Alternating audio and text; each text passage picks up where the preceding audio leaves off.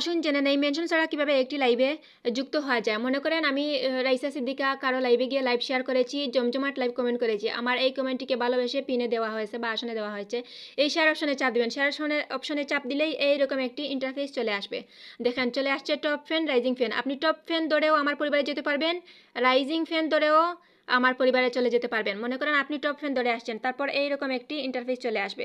দেখেন এই যে চলে আসছে see more about Raisa Siddika. এই রাইসা সিদ্দিকা অথবা এখানে নাম থাকে, এই নামের ওপর চাপ দিবেন। চাপ দিলেই আপনি চলে যেতে পারবেন আমার পরিবারে।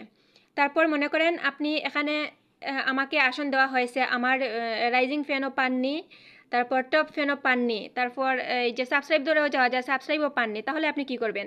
এই যে এগুলাতে টপ ফ্যানও নাই, রাইজিং ফ্যানও নাই, সাবস্ক্রাইবারও নাই, তাহলে আপনি এখানে আরও আছে, এখানে হালকা করে ধরে এই দিকে টেনে টেনে টেনে আনবেন। আনলে এই পাশে আপনি top fan, rising fan, subscriber পেয়ে যাবেন। ইনশাল্লাহ যুক্ত হতে পারবেন।